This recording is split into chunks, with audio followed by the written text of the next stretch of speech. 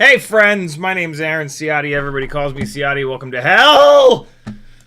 That was the rip squeak. Look at that runtime, yo. That was a 3-inch rip squeak build, dragging around a RunCam hybrid, analog with HD camera.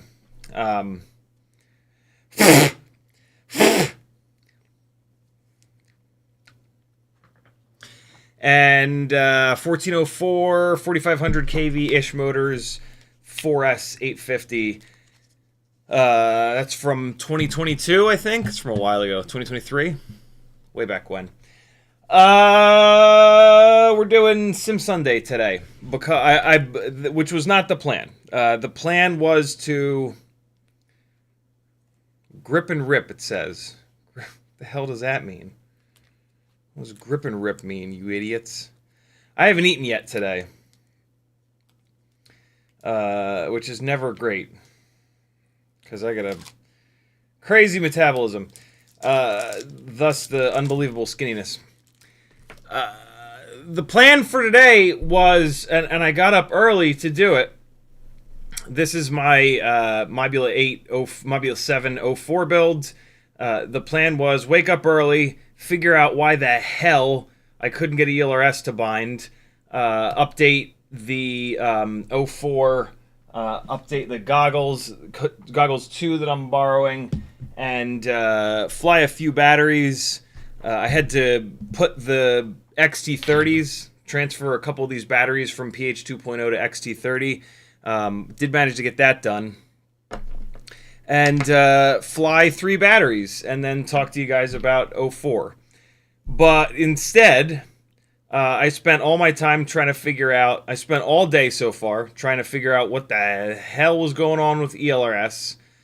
And then eventually I figured that out.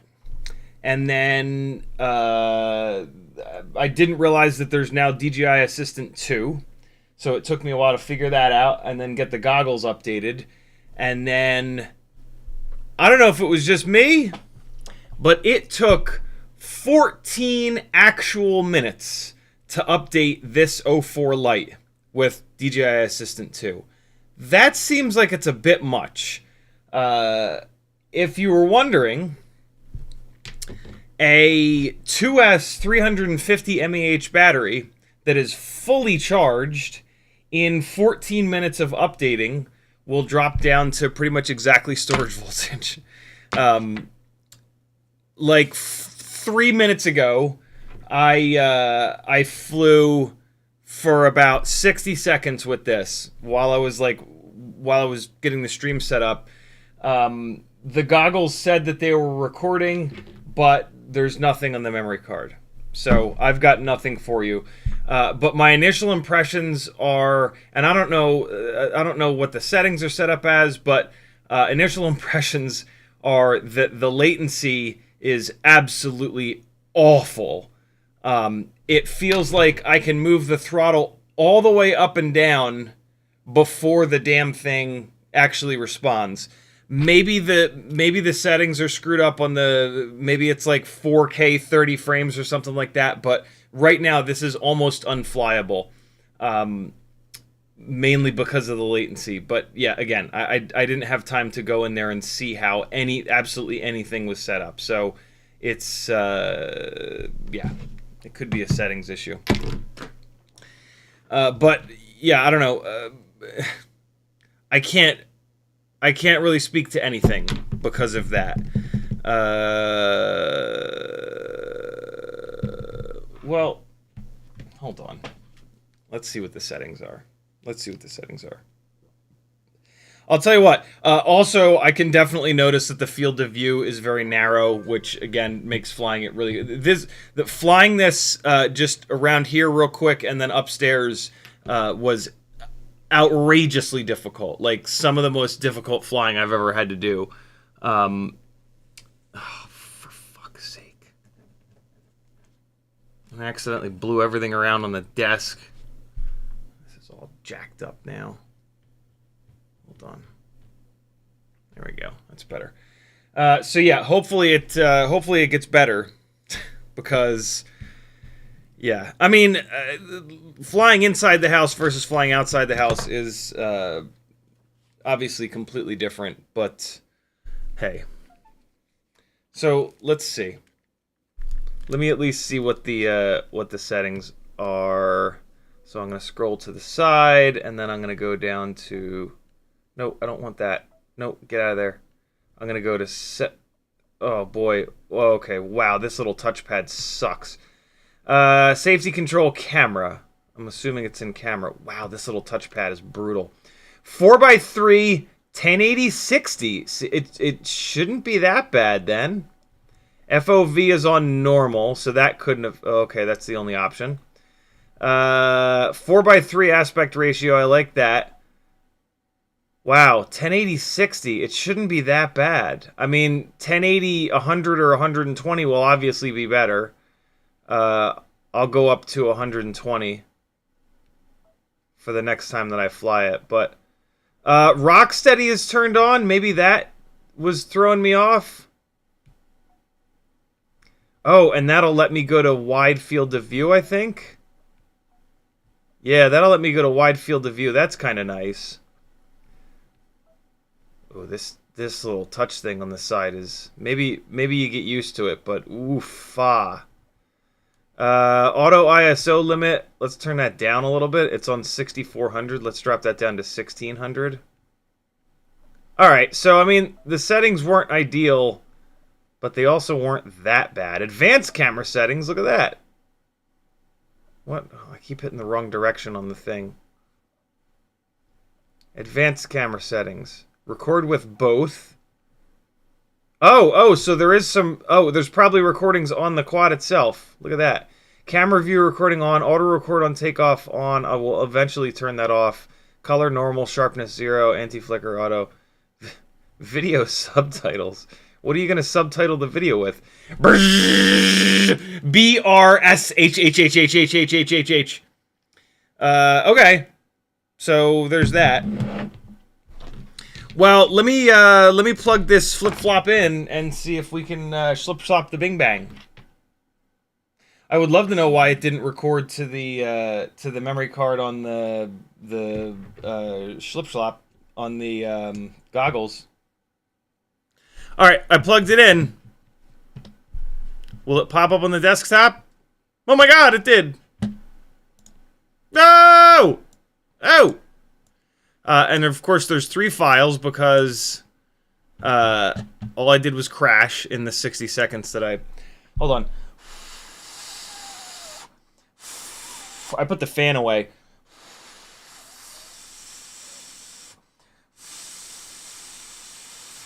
And all this digital shit overheats in like 1 second. Why did extra files pop up? What's happening there? 1, 2, 3... What? Oh no, I'm looking at the wrong thing. Okay. Move to trash. Delete. And... eject. Okay. And pull power.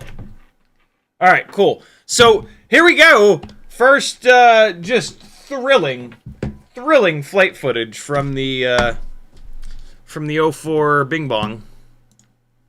Oh no, that's not good. Here we go. You can tell it was a minute ago because I was watching Joshua. I gotta eat some of this. I gotta snap into this Slim Jim, bros. Alright, so there's the first really amazing flight file. Here's the second one. Oh man, it's doing well. You're recording exactly what I want you to record. Way to go. There you go. It, for some reason, didn't record how I got to that side of the room. That's a little weird. I'm snapping into a Slim Jim, bro. Just chill. So, Rocksteady is on.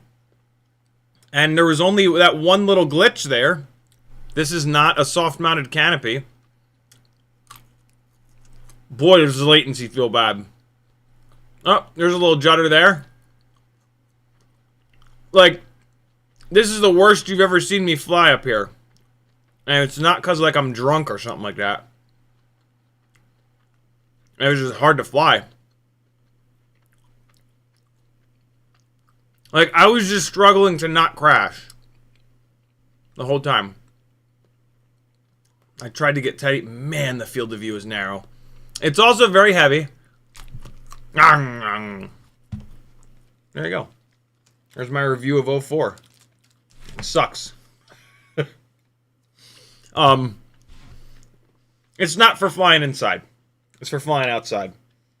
I had Rocksteady on 60 frames a second. I'm sure it'll be better at 120, but you're gonna have to wait to find out. I also don't have the quad tuned at all. It's like I think my rates are on there, but yeah, it felt okay. It didn't feel nearly as underpowered as I would think, but I was inside the house. Once I get outside, I think it is going to feel underpowered. So that's kind of interesting. Man, I haven't had a Slim Jim in a hot minute, yo. They're no better than I remember. All right.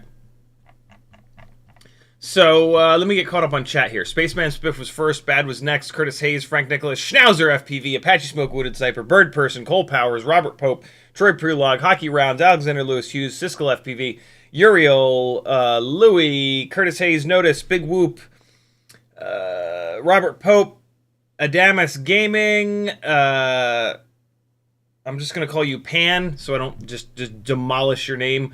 What a Shambles, Uriel, Mr. I almost said Valentine. Mr. Valente, rather. Mario Beans. I almost said Mario's Baked Beans. Mario Beans.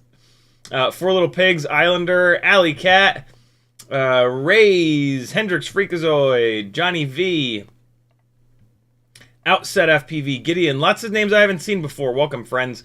That usually I'm a little bit more prepared. But I was really hell-bent to get this thing figured out, and that just absolutely annihilated my morning. I'm wearing the shirt that I slept in. I didn't eat anything. This is, if you've come here for a good live stream, this might not be the one. We're going to answer lots of questions, and we're going to talk lots of shit, and we're going to rip balls. We're going to do mailbag. I've got a package that arrived from, what's the name of this shop?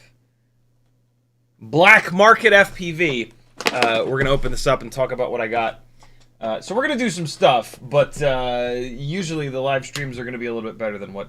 So I'm setting the bar nice and low. If it's your first one, I'm setting the bar nice and low. It's only up from here. DJI O4. I mean the quality looked really good, but like I'm gonna be real honest here. It was just like flying walk snail. There was like, yeah, all right, I only flew it for 60 seconds, but like HD is HD. I don't know if it's just me, but like flying analog, you can't see where the hell you're going. You can, but you can't, right? HD, you can see where you're going. If I fly a Vista at 720 or walk snail at 720 or 1080 or an O3 or now this O4, it looks good. They all just look great, and I can see where I'm going. And for me, like, that's the end of it. If you want to take that HD footage, like, and cut and edit or try to, sell it, or you're working pro gigs, the extra video quality is important. If you're just flying for fun, though, I don't know, man. I would rather have the least expensive and or lightest weight setup. And, in terms of lightest weight, the O4 Lite is extremely lightweight, and so that's great. It's not technically the lightest weight, but it's pretty damn close, right? But like, it feels like the entire sometimes it feels like the entire FPV community decides that, like, oh, you have to upgrade.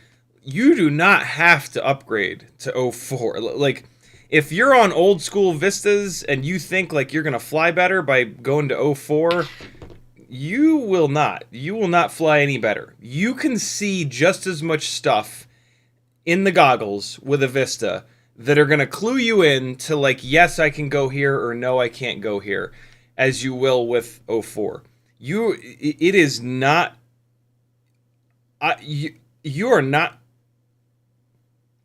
I'm going to say this. You are not going to have a better flight experience between any of the HD systems. The footage that comes out of them, sure. The other advantages, okay, sure. But, like, in terms of your enjoyment when you go out to fly, old school DJI with Vistas, super cheap, a little bit lighter than the O4 Pro. O4 Lite is a different story, especially because the walk snail Lite is so unbelievably fragile. Apparently, this O4 Lite is also fragile. Hopefully it's more durable. I mean, only time will tell. We really can't speculate about that yet. It just hasn't been out long enough and it hasn't been crashed enough. But like, yeah, HD is HD. Don't think for a second that spending all this money on an O4 setup is going to make you have more fun in the goggles. It's almost certainly not going to make you fly any better. Because like the latency isn't really any lower. I guess maybe you could argue that you can put it into race mode, but like, I don't know, you're not going to do that as a freestyle pilot. The range gets so bad in race mode from what I've seen. So like, yeah, let's just debunk that right away. Maybe once I spend more time with it, my tune will change. But like, I've flown O3 a bunch, and like I've spent time with the O4 system on an Avata at Patrick's, on an Avata 2 rather, and like, yeah, it looks great, but it's incrementally better. It's just a little bit better, and for what we do and for the way that we work, right? Like, we go up in the air, we fly around, we draw a 3D map of the space in our brain, and then we just fly, and like, we know where we can go and we can't go. Like, going from 720 to 1080 in the goggles, it ain't gonna, I have a hard time believing that that's gonna be the difference between you hitting the Scraggle and not hitting the Scraggle. I guess you could argue that, like, the Goggles 3, or, what are they, 60 hertz? But, like, I don't know, man. When I fly, maybe it's just because I fly so much analog, and like when I fly any HD system, I'm like, wow, I can see where I'm going. That's amazing. It could totally be that. But what do you guys think? What do you guys think? Those of you that have flown Vista, that have flown O3, that have flown Walksnail, and that have now flown O4, can you honestly say, like, if you're flying O4 now, you've spent a bunch of money. And so there's going to be a big chunk of your brain that's like, yes, I can definitely, it's definitely better because I just spent all this money and I don't want to feel like an asshole for spending all this money and it not actually being better. But like, if you can shut that chunk of your brain off, can you honestly tell me that like you're going to fly better and or have more fun from it? If so, that's okay. But my initial impressions are that no, that is not the case. But I could absolutely be wrong. I'm wrong all the time. That's how I learn. Let me know. Tell me. In the chat, if you want to talk directly to me, all you got to do is type CiottiFPV. If you want to support me so that I can keep doing this full time, head on over to CiottiFPV.com and just start clicking buttons. Patreon helps me out the most. It's the best way that you can support me. You can do it for as little as $3 a month. That's 10 cents a day, yo. And it lets me test more stuff, give you more info, fly more stuff, tell you what to buy, tell you what not to buy. This is a completely crowdfunded thing. I don't rely on manufacturers to send me stuff. So when I review stuff, if I don't think it's, you know, the greatest thing in the world, I tell you that it's not the greatest thing in the world. You'll never see like 82 thumbnails in a row from me saying, the best thing ever, buy it now, you scum. Etsy has some fun stuff that you can buy, as does Teespring. Fiverr, you can work one-on-one with me if you really want to learn a lot. I've been doing this for over 8 years. I'm a professional FPV pilot, working a couple of gigs a month, most months. PayPal if you want to support me directly, but you don't want to do a super chat because you know YouTube will eat 30%. And then affiliate links, yo. There are lots of YouTubers that are relying on affiliate income. That's not my main source of income, but it's awesome to help keep the lights on in here. There's no reason to not use an affiliate link at this point. It doesn't harm you in any way. If you or anybody you know use Honey, stop it. They're bad. They're stealing affiliate codes from YouTubers. It's really, really bad. Honey is awful. Uninstall that shit. They are an evil company that should be beaten with a stick. I have affiliate links to Amazon Get FPV, Pyro Drone, Race Day Quads, Newbie Drone, Weebleed, Beta FPV, FPV Cycle, Hasingi, Oh My God, Brain 3D, HD0, Flywoo, Emacs, Banggood, Camera Butter, and AliExpress. If it's hard for you to remember to like go to somebody's website and hit an affiliate link before you check out, the easiest thing to do is change your bookmarks. If you still use bookmarks, your Pyro Drone bookmark, change it to someone's affiliate link. Your Newbie Drone bookmark, change it to someone's affiliate link. If you're like me and you don't use bookmarks, and like when you want to go to Amazon, you just type AMA and it automatically suggests Amazon.com and then you just hit enter, you can remove these suggestions. So do that. Do like one per live stream. Like today, on today's live stream, type in FPV to your URL bar and it'll suggest like fpvcycle.com. Remove that suggestion. You either right click it or on the, if you're on Chrome, on the right side of the suggestion, there's a little X and it says remove suggestion. Remove your current suggestion for AMA for Amazon and then hit my Amazon affiliate link a couple times in a row, and that'll tell your browser when you type AMA you actually want to go to this weird affiliate link for an amazingly useful tool that I call the nut grabber, because I grab little tiny nuts with it because it's got these little prongs here. And then you can, I don't recommend you grab your actual nuts with this. It would hurt. But grab your FPV nuts with it. That's how you support people without having to remember to hit an affiliate link. Apache Smoke Wooded Cyper in the chat says, good evening, CiottiFPV and Gangly Gang. How are you all doing? I'm exhausted and kind of frustrated from dealing with this nonsense. I'm going to tell you about the weird ELRS situation in a minute. Give me a sec. Uriel says, CiottiFPV and others, is this real live? Today is a 100% electronic real live stream. I'm happy to announce. Alexander Lewis Hughes says, every European stream is a faux live. Mr. Valente says, you are late 3 minutes. I'm almost always late. 3 minutes is pretty good. Uriel says, at least I got notice over here. Ray says, what's up? Cole Power says, reminder to update Velocidrone first thing so you don't have to later. Yeah, if you guys ever want to use Velocidrone, make sure that at least 2 hours before you're planning on using it, you launch it, because there will inevitably be another update, and the updates from Velocidrone take usually the better part of an hour. I think that they're... whatever servers they I don't know, computer things, it just takes forever to update. It doesn't matter why. It's just, that's the situation. Denzel the Terrible says, what's up? Craig says, we can wait, go eat something. Yeah, I'm not just gonna go let you guys stare at the background for 20 minutes. Oh my god, it's updating. I just updated it a month ago. I was about to say, like, there's no way that there's an actual update here today. But apparently there is, so thank you for that reminder. I was pretty sure that usually they don't do updates month over month like this, but hey, there you go. Mario Bean says, where are those triblades in stock? What triblades, Mario Beans? Juiced Klein Tank says, what's up? His favorite drones may be small, but his streams are big. Gideon FPV says, have you ever thought about starting a Discord? I have thought about it, like 4 years ago. There's a link to it on my website. It's a massive Discord that lots of amazing people are on. How many people do we have on there? How many people are on my Discord? Let's see.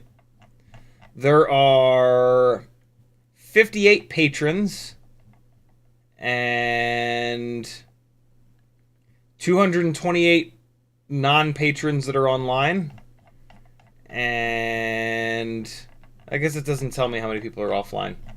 My guess would be there's probably about 500 people in there. I'm not great with Discord. I don't know how to see how many people are actually in. Somebody has probably already typed in chat how many people are on my Discord. Dave S. says, you must change settings for lowest latency.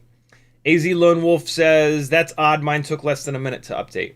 The goggles went very quick. The quad took forever, though. Oh my god, the updates went very fast this time on Velocidrone. Very cool. I don't dare click play because Velocidrone does this weird thing where it like takes over your entire monitor, and it's like really hard to get it out of full screen. So I'm just gonna leave it like that. Alexander Lewis Hughes says, have to fly 4x3, 1080, 100 for lowest latency. All else is trash on goggles 2. Oh yeah, so I think goggles 2 are 50. I think the displays are 50 frames a second, so I don't want 120 frames a second. I actually want 100 frames a second. I believe that's the case, right? Alexander Lewis Hughes says 60 frames per second is insane latency. Awesome. Great. Because that was rough.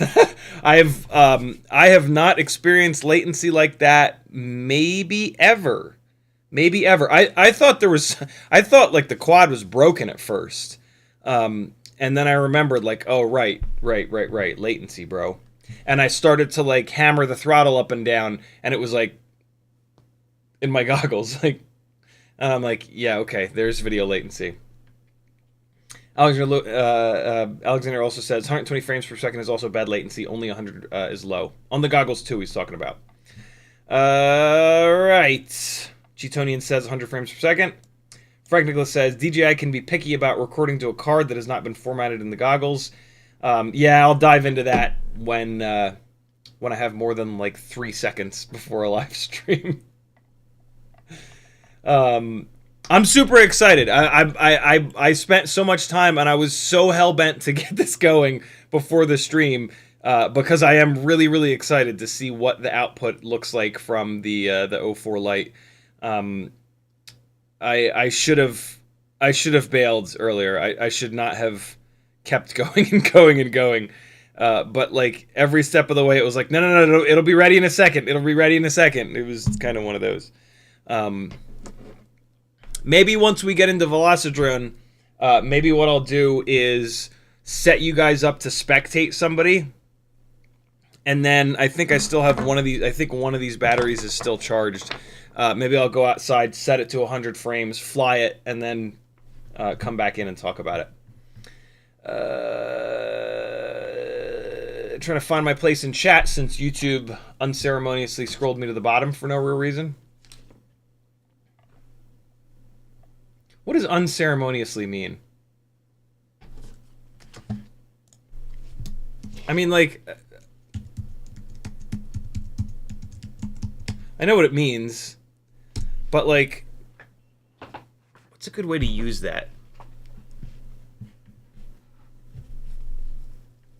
He was unceremoniously dumped by the record company. That's a good example. With a lack of courtesy, roughly or abruptly. I use it pretty good. Yeah. See that? It drives me nuts when people use sayings in like when people like force stuff like that into a conversation to sound fancy, and they like do it the wrong way, and like people will be like, "Oh, that's a smart person," and then there's me just like, "That's not what it means, you fuck."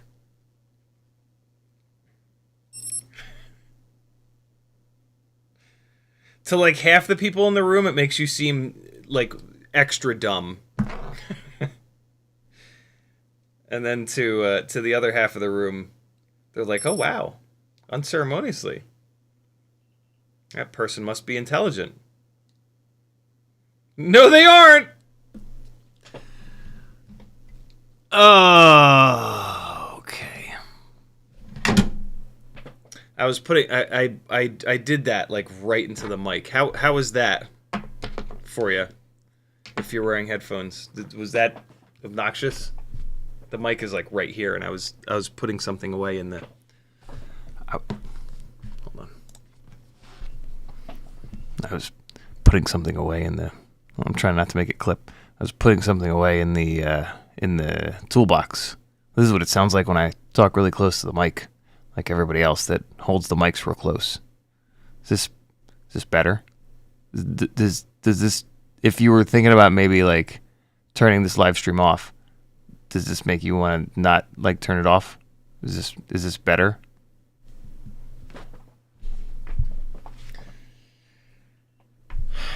I told you this wasn't going to be a great live stream. Uriel says, Miss Piggy tastes great, but eats own shit. I'm still full of it.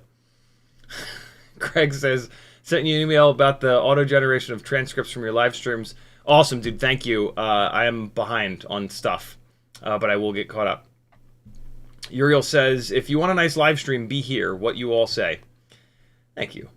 Alexander says, you watched Steele's review review of the O4 Pro. I did not. Super positive. Oh, wow. Very cool. He said latency was good. Hard to believe since he slammed OG DJI as super bad latency. Yeah, that's true. Mad says they're practically the same. Whatever. I can't say that I haven't... if I sat here and tried to say that I have never, like, had one opinion in the past... and then tested the same thing or tested something that had the same sort of performance, like with latency, for example, and then all of a sudden, 2 years later, my tune has changed, I would be lying. But when other people do that, it makes me feel really good because I've caught myself doing that in the past, and it's like, cool, I'm not the only one. Times change, like, and in this example, like O4 does look better in the goggles, and like, maybe the goggles being a different refresh rate has something to do with it. Maybe times have just changed and latency is less important to you, right? When you fly more cinematic, latency becomes a lot less important. And so yeah, like we change as pilots, and so I'm not I'm not even remotely surprised to hear that all of a sudden he's like, the latency is totally fine, when a couple of years ago it's like, oh god, compared to analog, this latency is awful. Uriel says people are followers like the apostles. Alexander says analog is still king for me. Yeah, me too. I just use O3, O4 with modded lenses for filming. That said, O3, O4 still don't replace action cams either. I think in a lot of cases, O4 Pro can absolutely replace action cams. Case in point, all of the people filming professional gigs with Avata 2s, right? Avata 2 is an O4, Pro. For Atlanta Pride in 2024, they did not hire me. They hired a guy that just flies an Avata 2. And I managed to talk them into letting me fly it. And I tried to sell them my footage as stock footage, and they didn't want any of it. They were totally fine with the footage out of an Avata 2. And in our little world of cinematic FPV, we are losing gigs hand over fist to people with very little experience flying Avata 2s for like no money. And so, as much as we like to think and say that it is absolutely necessary to provide the quality of footage that a GoPro Hero 12 or a DJI Action 5 provides, it's just not true, because the people that pay us don't seem to give a shit. And so yeah, it's if you were starting if you were starting to dive into cinematic FPV work and you were looking to book gigs, and you did like a Fiverr session with me, I actually had this conversation like 6 months ago. It was that exact scenario, and I said, look, it's like buy 2 Avata 2s, and they've not been disappointed. There are, like, now that was back when O4 was not available, and the Avata 2 with the bigger sensor than GoPro does better in low light, and there are an awful lot of benefits of an Avata 2 as a Cinewhoop over home-built Cinewhoops.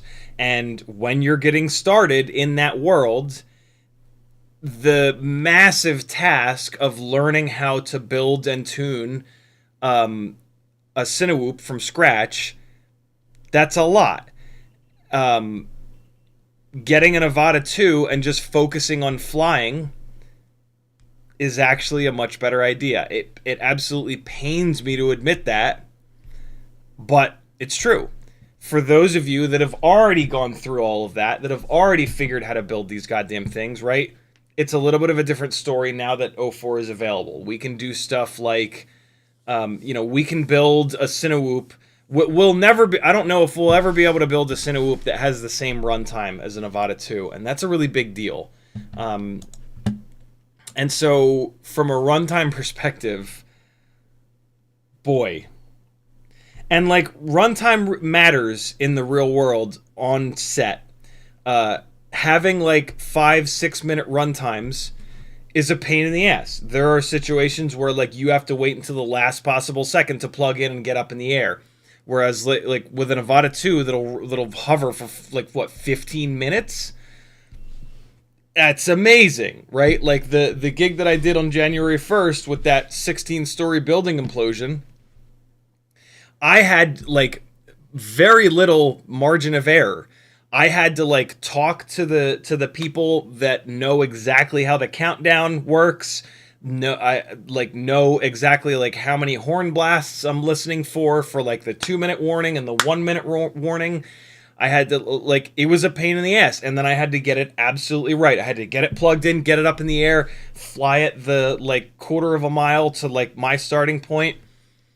There was very little margin of error. With an Avata 2, I could have just slapped a battery onto it 5 minutes early, sent it over there, put it into fucking whatever, hover autonomously mode, take the goggles off, had a cup of coffee, wait for the first siren, get one right. Like,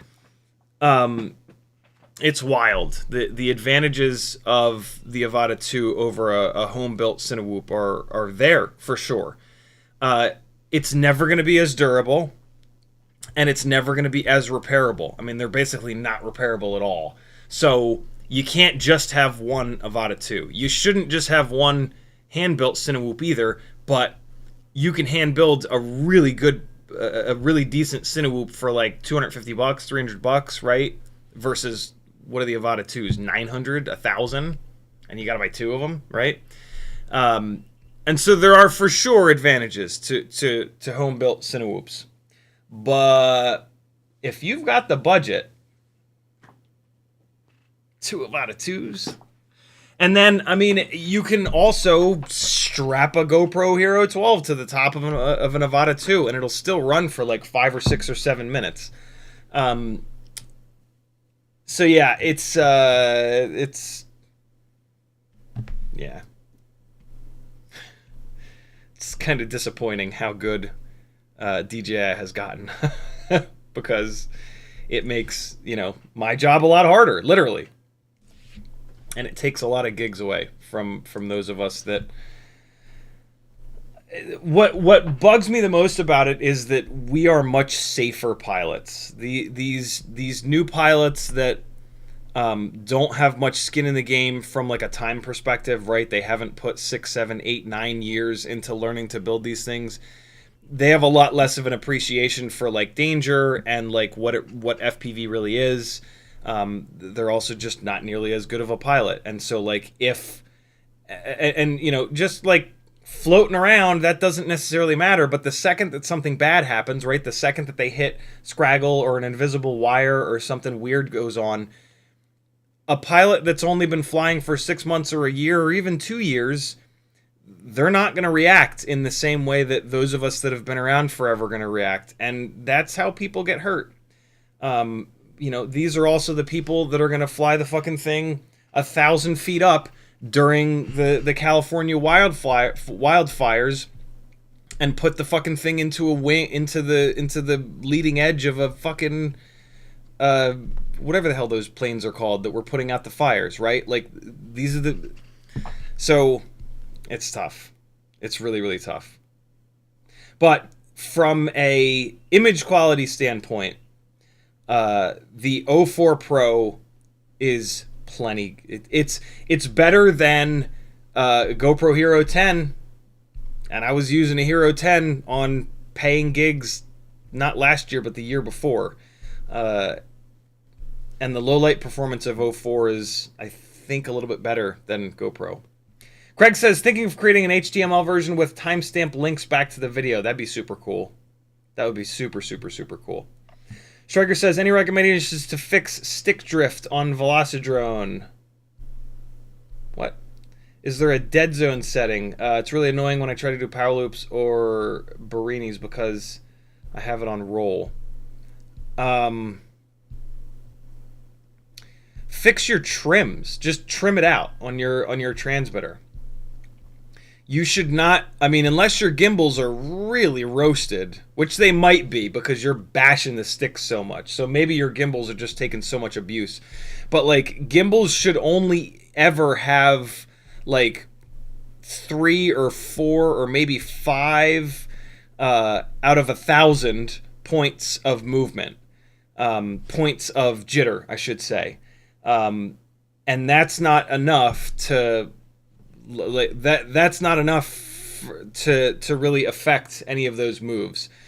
I would venture to guess that the problem is, which is a very common problem, the problem is when you're raising the throttle, you're going in an oval. You're going in a little bit of an oval. You're pushing over into yaw. One of the easiest ways to fix that is to tighten up the yaw springs a little bit. But that's I'm willing to bet that you just need to get better at raising the throttle perfectly vertically, which again is a super common thing. Also, what helps that is making this the up and down of this stick as loose as possible, right? The looser this is and the stiffer this is, the less common you're going to push it over into yaw. And you're probably moving the throttle really fast, and that makes the problem even worse. So yeah, if you've got, and the other thing is that the jitter happens left and right. The jitter doesn't happen just in one direction. So you need to make sure that your trims are set properly, and then the jitter is not causing your problem. I've had gimbals with like 6, 7, like really hammered ass gimbals with 6, 7, 8 points of jitter, and you can't notice that. That's 6 or 7 left and right out of 1,000, right? Like, that's not enough. Your problem is somewhere else. Craig says, yes, Master, will purchase O4 now. Alexander says, to answer your question of Vista 0304, I flew best on Vista with V2 goggles. I know, right? I flew even better when I went back to analog 0304 just for film jobs. Angry at DJI, no back compatible G2. Yeah, most of all of my professional flying rigs are still on Vistas. And like, again, I've flown 03 a good amount. I've flown 04 on the Avata 2, and now I've flown it on this tiny whoop. It just, where the 03 and now the 04 will potentially help is the extra range. But boy, does that not happen very often. You know, I've been buried in the back of closets of multi-million-dollar homes, flying all the way out into the front of the house and then in the front door and all around. And the range on the old school Vista has always been completely fine. So, but in fairness, yes, the range from Vista to 03 and then 03 to 04 continues to improve. So on like a super challenging, very specific job where you need that extra range, sure, 04 is going to be a little bit better. That's for sure. Juiced says, I will let you know next week. Got an 03 unit and build with 04 unit on the way. Going to check it out for you. Don't have the other digital systems. What are you checking out for me, Juiced? I feel like I missed something here. Mr. Valente says, I don't have experience on analog, but no sure if I have an issue on my... I think this is when I asked what you guys think. Okay, I think I get it now. I have an issue on my receiver, Steady View.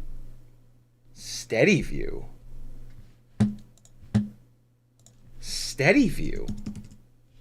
Like, old-ass steady view from, like the first Diversity? Hold on. Steady view. Steady view 3.3. Oh, okay. I was thinking of something else. No. So it looks like steady view is what SkyZone calls their receiver. Interesting. I didn't know that. Issue my receiver. Yeah, sorry, dude. I literally didn't know that that's what SkyZone's receiver was called until just now. So I'm obviously not going to be able to help you with it. SkyZone probably has a Facebook group though. Join SkyZone's Facebook group, or just get your Google foo going. And there'll usually be a Reddit post somewhere, or yeah, join SkyZone's. They probably also have a Discord. Join SkyZone's Discord and or their Facebook group and ask your question in there, and there'll be people that are actually using it that can hopefully help you out. Bird Person says, I started on walk snail inside, and that set the bar. Then I tried 65mm, 17 grams, and saw the light, which is analog. Analog for fun indoors is the way until digital can get to 5 grams. Walk snail 75 2S outside is fire. It's not just the weight for me with the HD systems, it's the latency. Inside the house, where things are happening really fast, latency really matters. I don't think HD is ever going to be the way inside the house, because the latency just isn't going to get there. Maybe HD 0. Maybe if HD 0 manages to shrink it down to the point where it doesn't weigh anything, but how the hell are they going to do that? Like, right? Like, the AIO5 is insane, and like, it's still significantly heavier. So I really think that analog is going to be the way inside forever, which is totally fine, because inside your house you're not flying cinematic, you're flying freestyle, and for freestyle the quality of the video doesn't matter. It's what you're doing that's cool. Doing the inverted, you know, back flipping, power looping, Matty flip, double, triple inverted with a roll and 14 flips while you're going through a gap this big. That's what's cool about freestyle. Not being able to see where you're going. But see, that's the other thing. Analog inside the house, you can see where you're going because you're close to yourself, right? And so I think it's totally fine that analog is just the way for flying inside the house freestyle. Louis says, apparently Pi, that ad blocker that's been everywhere, is made by the same guy that originally made Honey. Take for what you will. Another too good to be true thing. Ad blocker, this has been everywhere. I've not seen that. I've not heard of that ad blocker. I'm not a computer guy, though. Expander says, hello. Elias says, my ELRS receiver on the Beta FPV F4 AIOX super weird. It hardly binds, but when it eventually binds, I have no problems in terms of failsafes or unbinding. ELRS on AIOs is a complete nightmare. And my experience with this is a perfect example of that. So let's talk about it. On, what's today, Sunday? On Friday's live stream, I spent the last like 20 minutes of the live stream trying to get ELRS bound. To no avail. I first tried letting this go into Wi-Fi mode and then doing the thing on my phone that has worked a bunch of times now, and you guys have had really good luck with, but it didn't work. It would not save my binding phrase. You know, it comes up, you type your binding phrase in, you hit the button. It's not me being an asshole, it's not working. There's a save button. You hit the save button, it's either going to save or it's not. Has nothing to do with me not being good with computers. If you think it does, you're an idiot. All right? Hit the save button, doesn't work. Try it again, hit the save button, doesn't work. Just didn't work. It just didn't work. It has nothing to do with me or my phone or anything. It just didn't work. All right? I then tried to use the web flasher. Web flasher's not working. There's a target mismatch. I even tried EP1, EP2, which is what on Happy Model's website they say that you need to set the target as. Still doesn't work. I actually, yesterday, I sent some messages to Jason from Happy Model to let him know this, and I haven't heard back yet. Doesn't work. Not me being an idiot. I've used the web flasher a bunch of times, and it usually works. In this case, it wasn't working. I don't know why. What are the other methods? So I can't just put this into bind mode because I'm using the binding phrases. When you use the binding phrases, you can't use traditional binding. With AIOs, a lot of times in Betaflight, you don't have that field to type your binding phrase in because of SPI, because of UART, because of AI. This is just AIO life, okay? So it can't do that. Can't just plug it in 3 times to put it in the binding mode. Because my Nomad module does not even have the screen on it to put it into binding mode, but also because when you're using binding phrases, you can't use the traditional binding method. I even tried using my Naminmo module and going into the menu with this because it has the screen. Still doesn't work. If you're going to use the binding phrases, you can't use that old school binding method. I don't know why. It says it on on the ELRS website though. That's where I learned that. I tried a couple other methods. Nothing worked. Tried putting it, in terms of putting this into regular bind mode, I tried all the things. You go into the CLI, you type bind or BND_RX. In the receiver tab, you click the bind button. You unplug and replug 3 times. Doesn't work. In the end, I got this into Wi-Fi mode. On my desktop here, this has never worked. I've tried this a bunch of times early last year. I tried this a bunch of times. Going into Wi-Fi, selecting the Express LRS Wi-Fi that pops up when this starts flashing rapidly, all of a sudden it worked. That's the same process as on my phone, which usually works, but wasn't working for this. I have no idea why. On my desktop, I was able to do that. It popped the screen up. I typed my fucking binding phrase in. I hit save, and it actually saved this time. Actually, it acted really weird. It looked like it maybe saved, but then it wasn't there. I did everything, rebooted it, connected back up. It wasn't there. I typed it in again, hit save again. It acted weird again. Reboot it again. Link it back up again, and it actually had saved that time.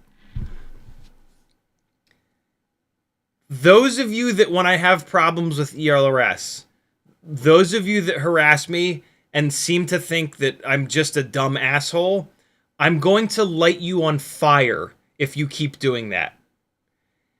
I'm not the smartest person in the world, but I'm also not an idiot. And I've been into FPV longer than pretty much any of you. So when in doubt, just assume that I'm not an asshole and that I know some things, even though it's ELRS. I've been through this enough with ELRS. Yes, I know that I get upset with ELRS and I get frustrated. The reason that I get upset with ELRS and I get frustrated is because of shit like this.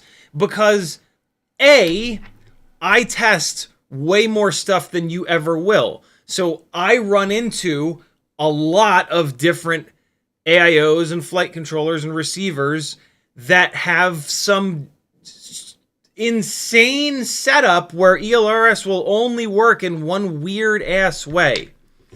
I take out my frustration on ELRS because that's what I'm dealing with at the time. I should probably be screaming and yelling at Beta FPV or Happy Model or whoever the manufacturer is, because probably they're the ones that are doing something weird that makes it so that it'll only work in this one insane kind of way, right?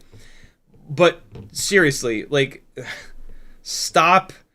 Oh, Ciotti's an asshole. He just can't fucking figure ELRS out. What a dumb shit. Like, that is the worst thing that you can possibly do, and it makes the situation so much worse, and it makes me want to stab you in the side of the head with a screwdriver. So stop it. If you don't have anything nice to say, shut up.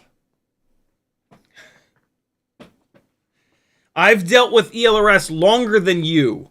I have more of a history with ELRS. Beta FPV sent me this module as a prototype. Not one of you had it. I had it before any of you. I've been dealing with ELRS for longer than every single one of you. Okay? I've seen more ELRS problems than any one of you.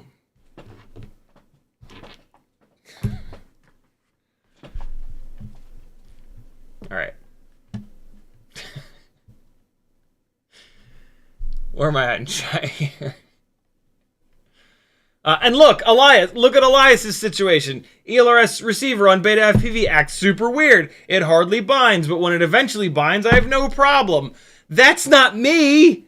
That's someone else having the same insane issues with ELRS. There was somebody in Joshua's stream that was like, yeah, ELRS sucks for me. There are tons of people that have lots of problems with ELRS. Just because you have two AIOs that have been totally fine with ELRS, that doesn't mean that ELRS is fine for everyone. Understand, I'm going to give you these two words that you need to really drive into your brain. Sample size. If your sample size is not like 30 different AIOs, shut up!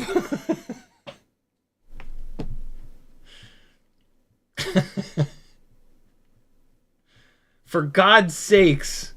Albin Hawk says, actually, Albin Hawk says, bought a Mobula 6 2024 V3 and my antenna got unplugged in a crash. Was able to just put it back. Can I glue it down with a glue gun? Don't use a glue gun. Hot glue, the AIOs and VTXs get hot. Hot glue will become soft because it'll get so hot. You want E6000. You can find E6000 all over the place. But do this. Here's an excuse for you to do a tinywhoop.com order. Go on tinywhoop.com. They have these tubes of E6000 that have these awesome little fine applicator tips. Get your E6000 from tinywhoop, and like, you can't just buy a tube of E6000. You know, that would be like a waste of shipping. So, you know, who's asking? Albin Hawk's significant others and or people that have an interest in Albin's financial situation. Seriously, it would be insane to get a $3 tube of V6000 and then pay like $3 in shipping. It really makes a lot of sense for Albin to get at least like, you know, a cool set of motors or like just a bunch of other stuff. All right, I'm from the heart. It would I can't in good conscience allow Albin to spend to double the cost of that tube of V6000 with the shipping. So it really makes good financial sense for Albin to get another at least $40 or $50 worth of stuff from tinywhoop.com. Mary Bean says the tri-blades on your new O4 builds. These are the HQ 45mm tri-blades. What was the question? Where are they available? Hell, I don't know. I don't like these 45mm props. I don't think these are necessary. So I have not been really paying attention, but Weebleed has an awful lot of the new stuff when it comes out. So these are the 40mm ones. These are the 40mm ones here as well. You might not be able to get them. HQ has a terrible habit of releasing products to like OEMs and like sending prototypes out and then like not making them actually purchasable for another 6 months. So I wouldn't be surprised if that's the case here. I wouldn't be surprised if there's nowhere that you can buy them. Let's check tinywhoop. Weebleed and tinywhoop are really like the spots. Ooh, that's cool looking. That's a new little... This might be a whole damn redesign. This website's looking good. Store. Oh, yeah, this is a redesigned website. Jesus, Jesse. Homie been busy. Browse all props. 45mm props. Now, it looks like you can't get them yet. Send HQ a message. Be like, what the hell? Can I please buy these propellers that I'm seeing all over the internet? They'll say no. Mr. Valente with a £2 super chat. Thank you, brother. He says, I don't have experience analog. Maybe you can help. Experience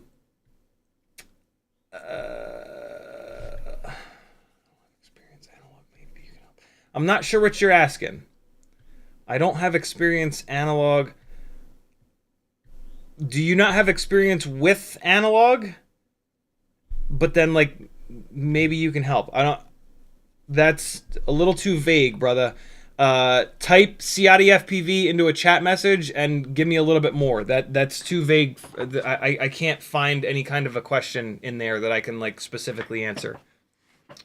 Espander says update is tiny. Mine just updated in less than a minute. That's when we were talking about Velocidrone. YouTube just did the thing. Scrolled me to the bottom, scrolling back up to try to find my place. Hillside FPV says, hey, do you have good setting for Velocidrone? Again, with the super vague questions, I'm not sure where to go with that. If it's your first time in Velocidrone, put your rates in and then just fly. And then if you have a specific question, tag me again and I can maybe help. But like that's just too vague. There's not like a single good setting that I can give you for Velocidrone that makes it any better. Velocidrone has rates and then it's got PIDs. Your rates you should just set to your specific rates. And then the PIDs you should not really have to adjust. I mean, I guess there's also like video settings and stuff like that, but I'm not a computer guy, so I don't really know. But I mean, I think you should just like, if it's running like shit on your computer, you should just be able to move all your video settings down to worse quality, or move them up. Craig says, Gangly Gang now with ASMR. Islander FPV says, you sound like Dr. Fraser Crane when speaking closely into the mic. I like that. Frasier is one of my favorite shows of all time. I think Frasier is my favorite. It's certainly my favorite situational comedy. It's a fancy way to say sitcom of all time. It might be my favorite show of all time. Full stop. Espander says, put that lava lamp on a timer so you don't have to remember to manually turn it on. The lava lamp is on a... I have a power bank over here. Not a power bank, a power strip, which turns like 6 things off and on. It usually turns this on as well, which you can't really see because I'm not sitting there. But yeah, I have a power strip that turns a whole bunch of things on. It turns the sign on, the lava lamp, the light up here. There's another light back here. And this rim light here that you're picking up the direct reflection of on my hand. So yeah, I wouldn't be able to set it on a timer because that power strip goes off and on. I need the globe of this lava lamp is getting old, and when they get old, the wax that's in there, it doesn't warm up as quick. So I just need to find another one of this color lava lamp and just take the globe out of it. Joe is in the house. He says, hi CiottiFPV in chat. The upgrade to the O4 was a complete success. Very cool. I mean, the system is so much better than DJI FPV V1. I now have O4 in the wing, 65, 75, absolutely recommended. Very cool, dude. Joe did a whole bunch of Fiverr sessions with me, and he just learned a ton in like not a lot of time. And he's out in Germany, and super cool guy. He's actually a guitar instructor through like the internet, which is amazing. Frank Nicholas says DJI Avata 2 drone only is $489. Is it really? I mean, that's still like, that's still a lot of money compared to like us hand building a Cinewoop, but that's not that much. $489. Wow. One of the problems with the Avata 2 is that the batteries are like $100 and something, right? But like, you don't need to buy a lot of the batteries. You know, you buy like one of those batteries, you get like 15 or 16 minutes runtime, compared to us buying like a 4S 1000 mAh battery that's going to cost like $20. You have to buy 3 of the damn things, right? So that's $60 versus like 100. It's absolutely more expensive for sure. The building a cinematic FPV setup with Avata 2s for sure is going to cost you a lot more, but not that much more. Damn, $489. That's a really good deal for what that thing is. Jesus. Frank Nicholas says, yes, Avata 2 drone only does come with a battery and an extra set of props and screws. The main issue with Avata 2 is that you can't fix it. You have to send it in to be repaired. So you have to have 2. You absolutely have to have 2. You could technically just have one Cinewoop, and if you break it on set, hey, I need 20 minutes to fix this thing. It's not great. That's not a good look, but flying cinematic, you don't really crash all that often. So you could get away with it. Striker says, the pinnacle of freestyle is reactive freestyle. Planned out lines are mid. Someone that can improvise a line on the fly at a place they've never flown and make it look planned. Yeah, I mean, while that is, I agree with that. Unfortunately, that is not the norm, and that is not what gets the views. So most top tier sort of freestyle pilots that you'll be willing to watch are pre-planning lines and just running the same line over and over and over again. I don't have it in me to do that. Like I'll have like an obstacle that like I'll throw myself towards the obstacle a bunch of times to try to get like the perfect gap or something like that. But like most of the stuff that blows up and gets a lot of views will be pilots that spend battery after battery after battery doing the same like 40 or 30 second chunk of flying over and over and over and over and over and over and over and over and over again. And I don't have it in me to do that. I get too bored doing that. Brandon's Bean says I had passed. Oh, when I was trying to do ELRS, I also even used the configurator, the desktop configurator, and that also failed. For the record, I tried all the things. I tried every single way, and it just said "fuck you" until I used the one thing that hasn't worked in like over a year. Go figure. It was the last thing that I tried. Unreal.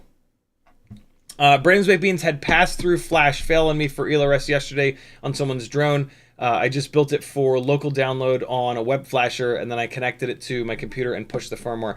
That was the next thing that I was going to do. I actually have the firmware.bin.gz ready to go in my downloads. I was going to transfer this over to my phone and then force that firmware onto the damn thing through my phone. But I didn't have to do that, thankfully. Uriel says, preach, bro, but don't let them get to you. That's impossible. Denzel the Terrible says, I harass you because I love you. We all know ELRS can be a pain in the ass, and you ain't dumb. I get it, but it doesn't, like, the situation at this point is basically that I have like Stockholm syndrome with ELRS. And so when you guys start doing that, I get so angry. And like when I get angry, I can't think properly either. So like it fucks me up on both sides. So don't do it. Unless you guys like when I freak out and scream, then I guess do it. Brandon's Baked Bean says, there's an Express ELRS pass-through preset in Betaflight that ensures that the settings are correct for pass-through. It usually works. Pass-through preset in Betaflight. What the hell is that?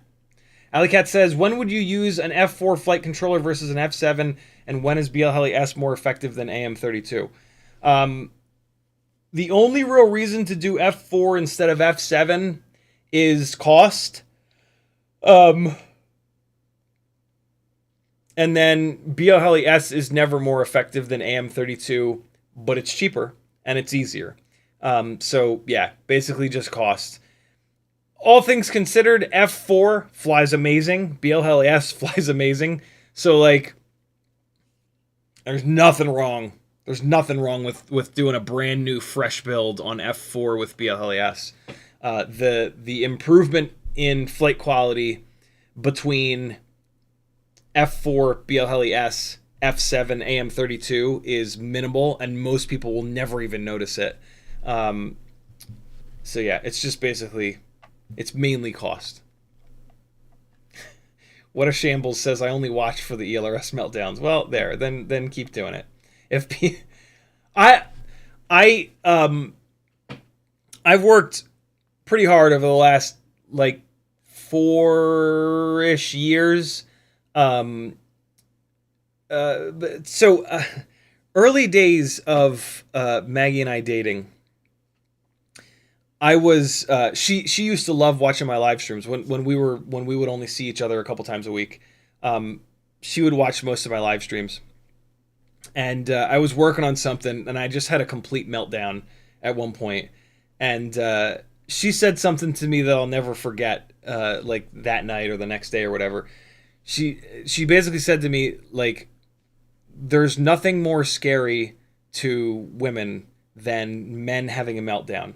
Like, like my meltdowns are me, like, you know, I play it up a little bit and try to make it into like a funny thing, and like she wasn't actually afraid, but like, she's right. She's absolutely right. And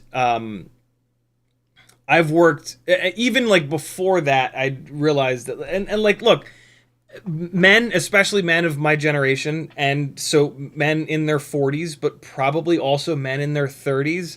I would like to think that maybe men in their 20s are past this, but I bet you they're not. And then certainly men that are older than me.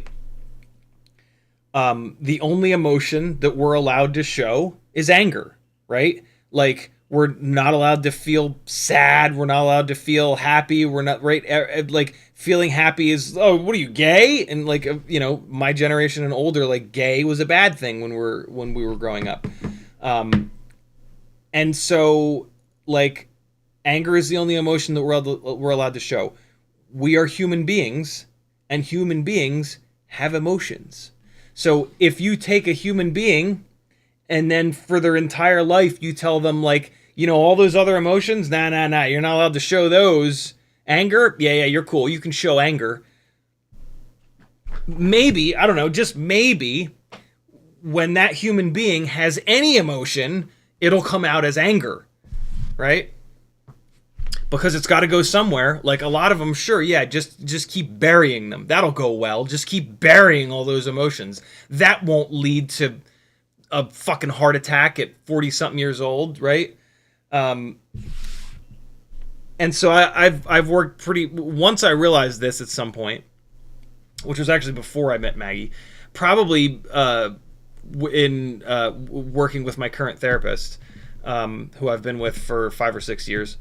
Yeah, it's gotta get your anger under control, my friends. And so I've worked really, it's unbelievable how, I'm not like a super angry person. I'm not an angry person, but like, you guys have met proper angry people, right? Like, that's not me. I'm definitely like somewhere in the middle. Nowadays, I'd like to think that I'm, for you guys that would be over here, I'm much more on the lower side of that. But it's hard as hell to deprogram.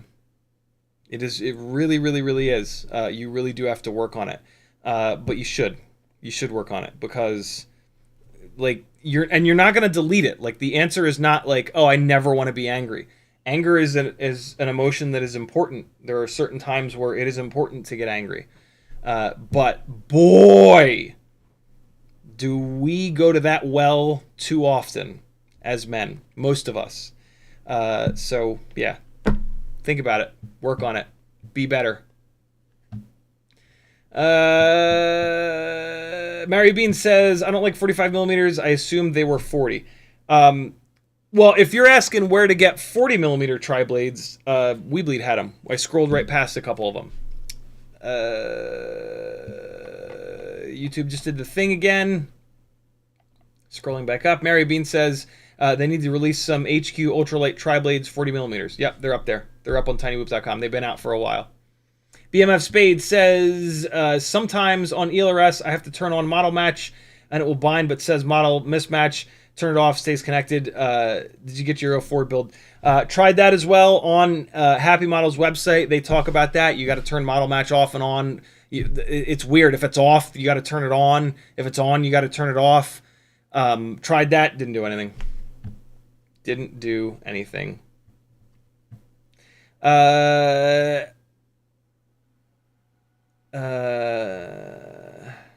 believe it's Arahandoro. Says, good Sunday to everyone. Broke off my ceramic ELRS tower antenna on my Bilate. Soldered in a wire antenna. How can I check range? Fly it. If you have no antenna whatsoever, you'll get like 50 feet away, and then it'll fail safe, or like you'll notice it. So just fly it. Like, yeah. Pick a spot where you'll be able to recover it and just go.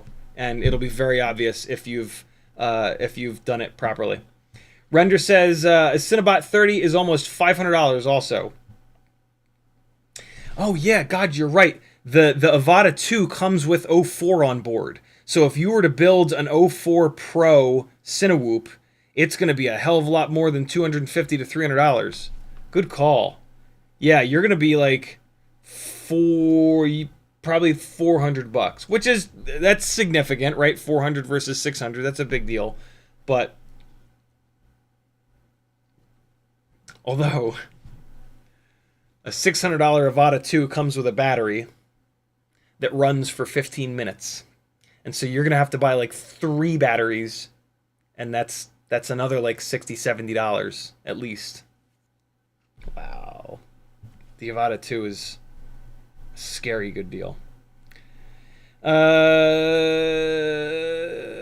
Greg Torres says, do you know any reliable O4 light canopies for 65 millimeter? I only know of one single O4 light canopy at the moment because I just got mine done about 20 minutes ago. So no, I do not know. I don't think anybody knows. O4 has only been out for what, like a couple of weeks. Nobody will have crashed enough to really know which is the hot canopy quite yet. So you're in it just with the rest of us, my friend. Uriel says the need of the many goes before the one. Surridge951 says Happy Models 0802 SE are selling on AliExpress for $20 for a 4-pack. Oh my god. Are they bad, or why other 0802s are 2 times expensive? Thanks in advance. 0802 SE. Which one is the SE?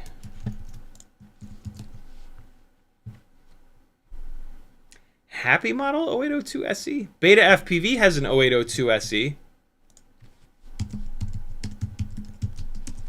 I was wondering why I didn't understand it. Yeah, I don't know what a Happy Model 0802 SE is. Beta FPV are the ones that have that designation, 0802 SE. So tag me again and let me know what it is. Is it a Beta FPV 0802 SE, or is it a Happy Model 0802? Oh wait, no, there we go. SE 0802. Oh, okay. So it's cheap because it's the old model. This is their very first design. It's a 2-piece bell. There's nothing wrong with it.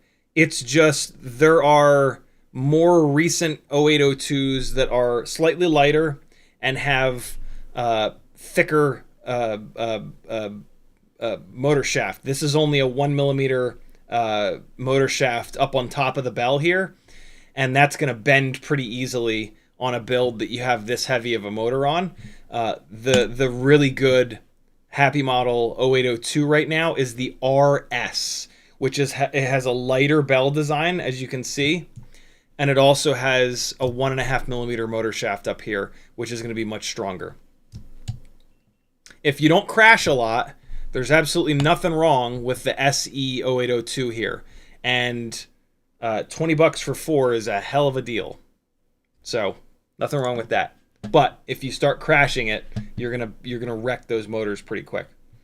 Bird Person FPV says, I know you started out RC on Mall Foamy Fixed Wing. No, I didn't. But yeah, not fixed wing is a weird thing to call it. But do you line of sight 65mm whoops in the basement, or is it goggles on all the time? Not fixed wing, but like foam. The shitty little helicopters with the infrared controllers. That was the very first thing for me. I do not do line of sight almost at all. I've lost any skills that I had, any line of sight skills that I once had. I have just enough ability to get tail in and then fly it back to myself. But like, that's not proper line of sight. Proper line of sight is being able to get away from tail in and still fly around. And I can't do it anymore. It is a muscle that has atrophied over time. And I have no interest in re-exercising that muscle. FPV is just too much fun.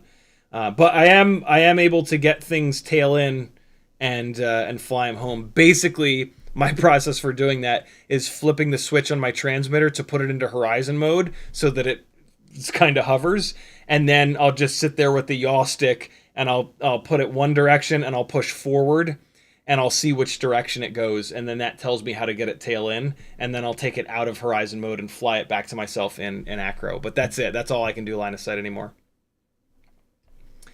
YouTube did the thing again and scrolled me to the bottom. Where am I at here?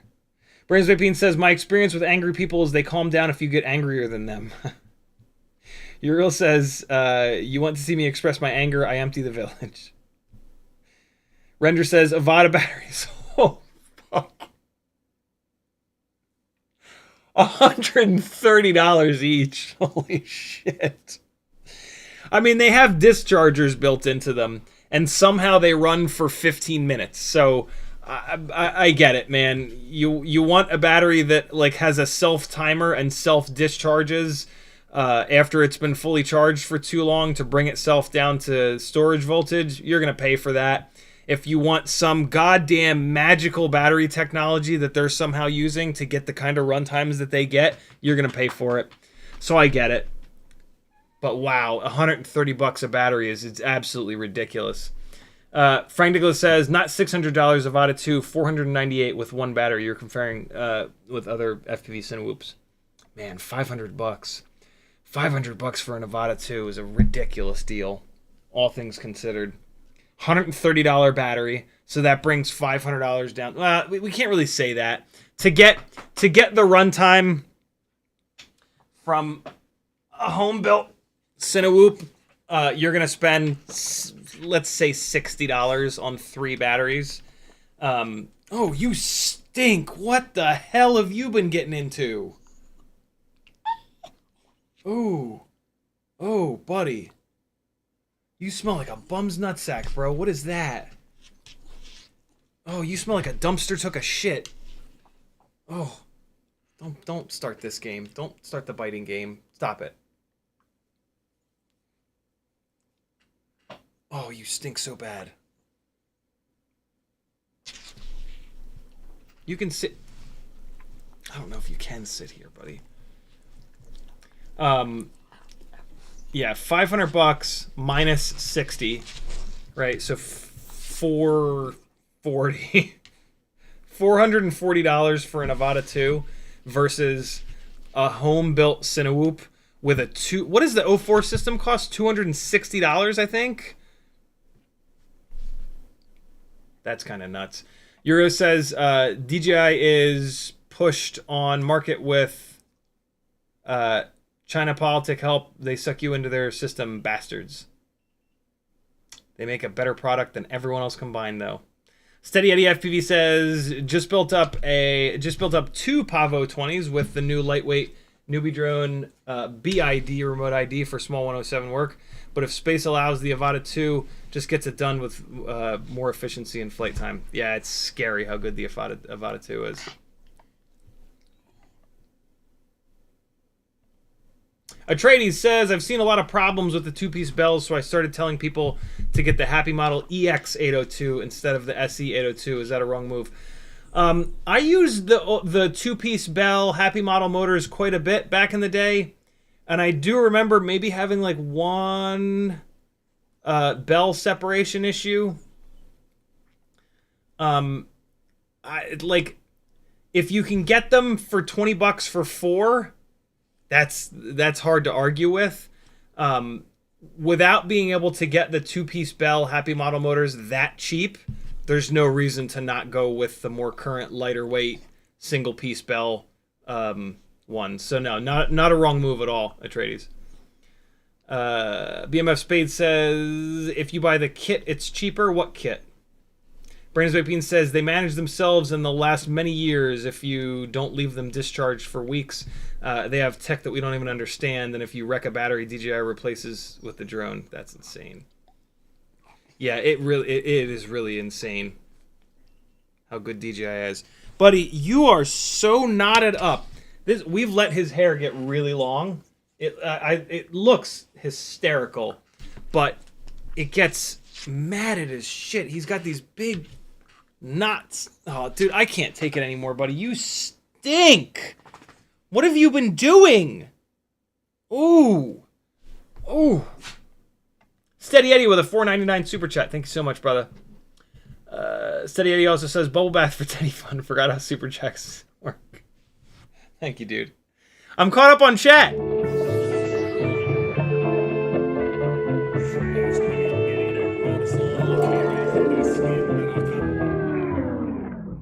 I stole that from Mighty Car Mods. Go subscribe to them if you have any interest in cars or just good YouTube channels. They're one of the best. This is a box from... Teddy, what are you doing? This is a box from Black Market FPV. One of you beautiful bastards let me know that they have Smoke Crotch Gray Gemfan 1610 biblades with the 1.5 millimeter mounting hole.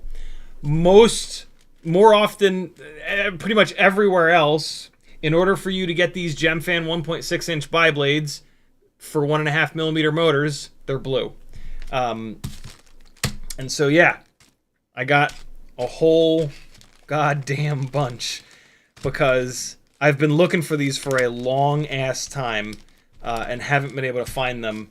So I think I got like 10 sets of the damn things, which will just last me forever. So that is super awesome. That is the reason that I did the order from this place. But while I was, if you're going to pay shipping... Well, no, actually, they had free shipping if I got to a... Oh, they wrote me a note. Oh. Ciotti, thank you for your order. Yes, any problems, let us know. You are a legend. Keep up the great work, and thank you for all the great info and content. Be well. Rick. Very cool. That is some awesome people in the FPV community, man. So yeah, I got those, but in order to get to the free shipping minimum, think of the free shipping like this. It's a big ass discount. It's like a 5 or 10% discount sometimes, right? So you're getting yourself a discount. I got a 420 mAh 2S battery because, we're going all in on 2S at this point. We might as well have a bunch of the different options so we can weigh them and stuff like that. Oh, and it's actually 2 of them. That's right. Yeah, 2. It's a little 2-pack. And they come with the XT30s. Look at that. These are going to be heavy, but more 2S batteries, the better. More is always better, right? Comes with some foam. I got a set of Happy Model EX1103 11,000 kV motors.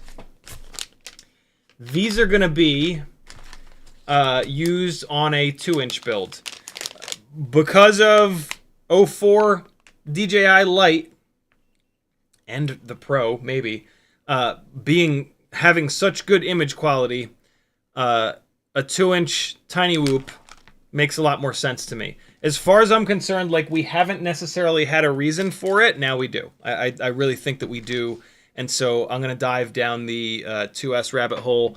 I've got a little lineup here of all my 2-inch Tiny Whoop stuff. So we're going to be diving into that sooner than later here within the next couple of weeks. So we'll see what's up with that. And yeah, these 1103s might be a really good choice for that setup. So I snagged the set. 1103 is a really interesting motor size for 2-inch. It might be perfect. It might be the perfect 2-inch motor size. Dogcom 450 mAh 2S battery. Again, we're going in on 2S. Let's go in on 2S. And we'll take a look at a bunch of different batteries, weigh them, fly them, see if there's a magical battery. This is what supporting me by joining my Patreon and doing super chats and stuff like that. This is what happens, right? It allows me to buy stuff like this and test it for you so that I can tell you this battery sucks. Definitely don't buy it. And then the $3 a month that you've sent me pays off because you don't waste 15 or whatever on gear that is not up to par. You can certainly just buy all the gear for yourself, but I've tested a lot of this stuff, and so I can sort of, it's easier for me to kind of compare it because I'm able to, you know, I've been doing this for an awful long time. This is a Beta FPV something or other. Oh, right. They had the 1102s in 18,000 kV, and I only have these motors in the old school design, which is heavier. These Beta FPV 1102s are the easiest way to do an insanely a 75mm 2S analog rig with insane performance. These will also work on a rig that's going to carry O4 Lite or walk snail. But it's silly that I didn't have a set of these newer generation 18,000 kV 1102s. These are tall enough that you don't have to use the 1mm spacers or longer motor screws. And so, yeah, we're going to be testing these on the analog 2S 75mm builds and the O4 builds. The initial O4 2S 75 setup is going to be on the RC and Power 1002 18 or 19,000s. I like these because they're a little bit lighter, but if they don't have enough power, this is going to be the set of motors that go on.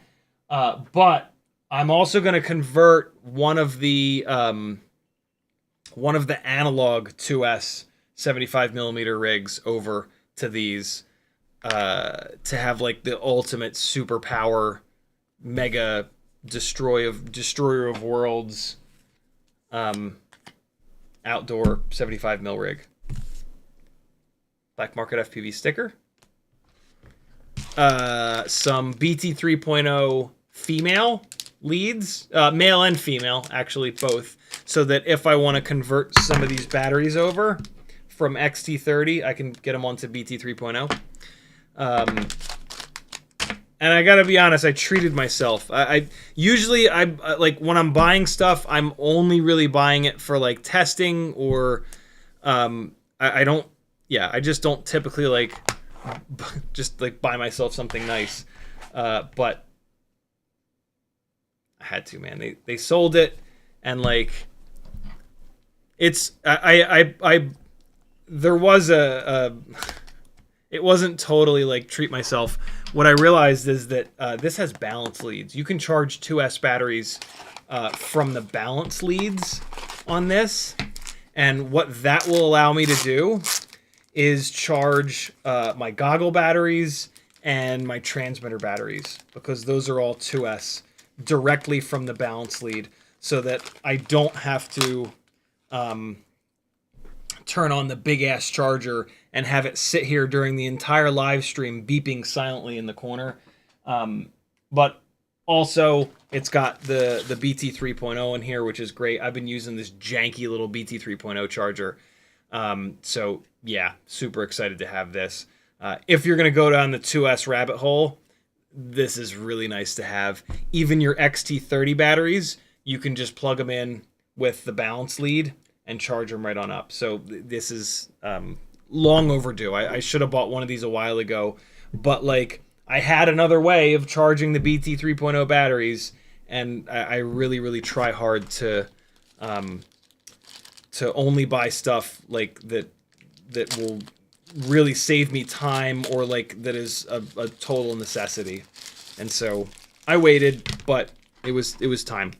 It was time to snag one of these.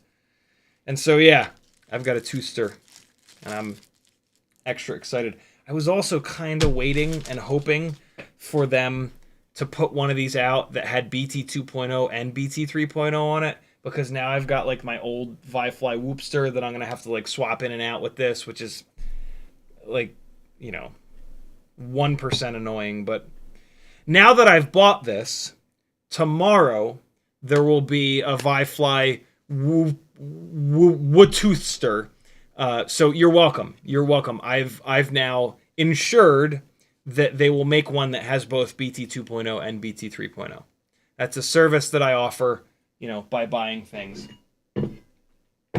My 96 Mustang Cobra and my 99 Miata were both black, and I got into detailing because you kind of have to with a black car if you don't want it to look absolutely horrendously bad all the time.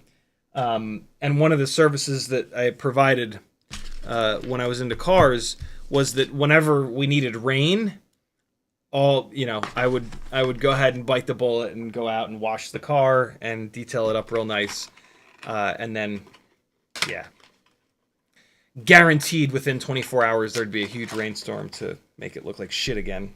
But, you know, sometimes the plants needed to be watered. Sometimes we were in a drought, and so I would have to go out and do that.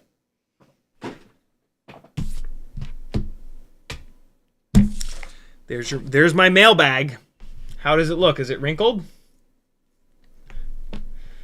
Striker says 2-inch 2S 1103, 11,000 kV. I'm doing that. Tell me how it goes. I will be doing live streams about it for sure. Uriel says, don't shower yourself. You don't notice. Striker also says, I was actually looking at the GNB 552S HV. It looks to be good. Also sub 30 grams, so almost the same weight as the 450s. Cheatonian says, I posted on the Discord about the Tiny Whoop 300 being folded cells. I saw that. I have a Tattoo 300 mAh on the way. They have the same dimensions. Going to disassemble and compare. Thank you for that, Cheatonian. Yeah, the Tiny Whoop 300 mAh BT 3.0 batteries that perform really, really well are absolutely folded cell. That probably has a lot to do with how good they perform. Unfortunately, there's not like a great way of being able to tell if a battery is folded or rolled cell. You just have to cut them apart. Cheatonian is doing that for us, which is really, really cool. Thank you, dude. Looks like a dehydrated walnut. Yikes. Yikes! Alright, Velocidrone is ready. Here we go. It's 4:46. We've got 14 minutes left. Game mode on. I don't want game mode on. I want game mode off. The name of the room is going to be CiottiFPV in the American region. Since we don't have much time left, I'm just going to fly really hard, and then I'm going to spectate you guys. And I mean, that's I don't really have I didn't have a plan. I didn't plan on doing Sim Sunday today, but I just could not get the fucking DJI O4 to update in a normal amount of time. And then I had to pick a thing. I had to pick something for the live stream, so I just did. Oh God.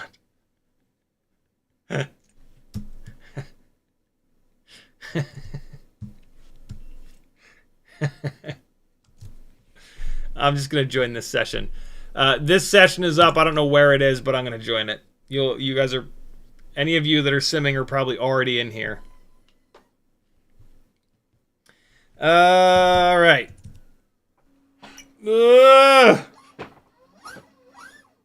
Hey.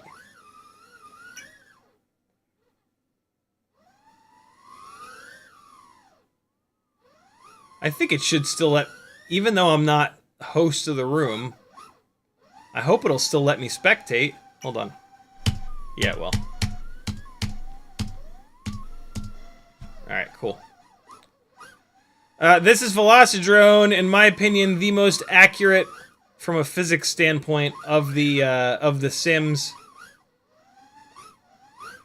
It doesn't have the best graphics, but neither does Flying Analog. Stick overlay is on it. Oh. Stick overlay is on. So if... you might not be able to see it on the bottom of the screen, though. I don't really have a way... Somebody say in chat whether or not you can see my stick overlay through the bottom of the screen. I bet you can't. I wasn't looking where I was going. What's this? I flew through it. Nothing happened.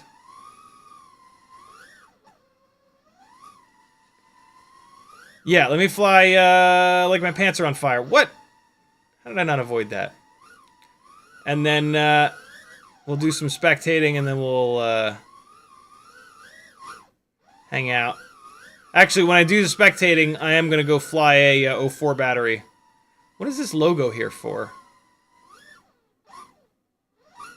What is this logo? What do you mean? You mean don't... It means don't worry about the logo and just fly, you dumbass. You can see? Alright, cool. So yeah, anybody that's been asking me for sticker overlay stuff when I fly, here's your chance.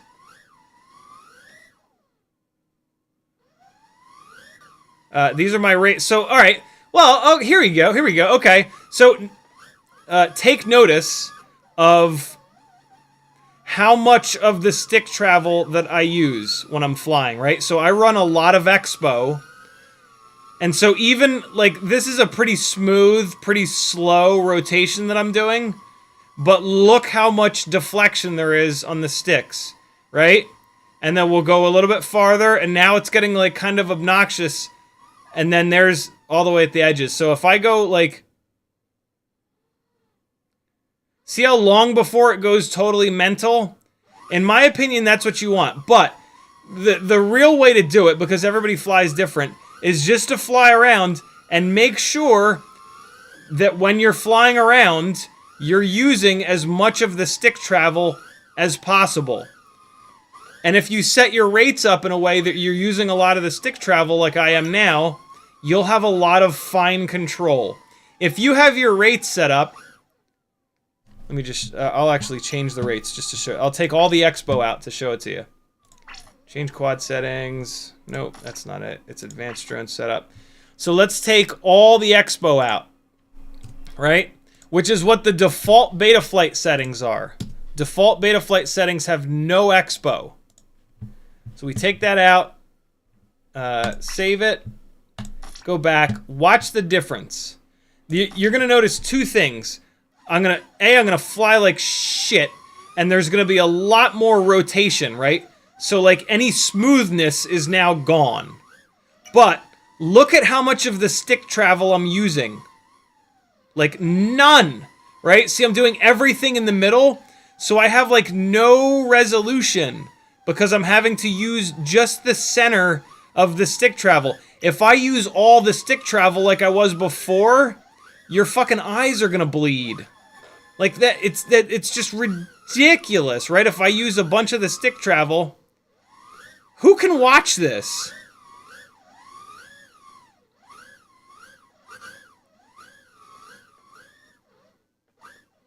It's just absurd. So like if I try to fly in my normal way,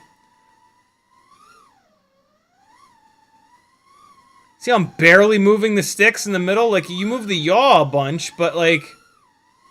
And it's already more hyperactive, right?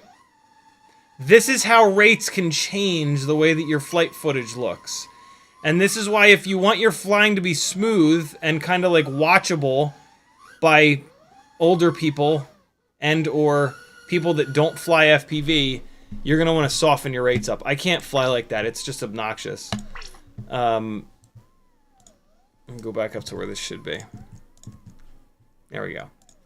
0.7 expo admittedly is a lot, but I can still, even with all that expo, if I really want to, I can fly in an eye-bleeding way.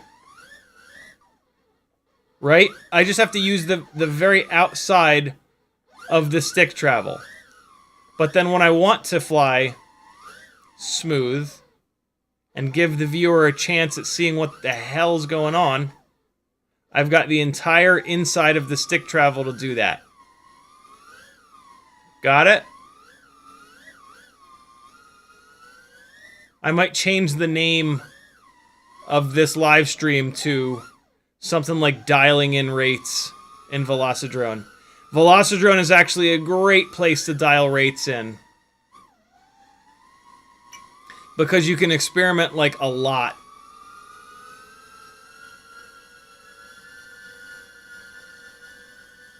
And you can change stuff over and over and over again.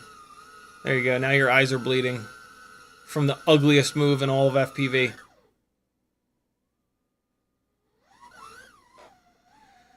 All right. Schnauzer FPV. Do something cool. Ooh, Schnauzer FPV is ripping.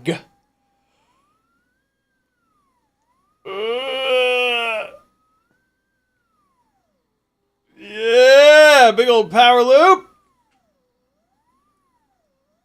Here, let me show you something.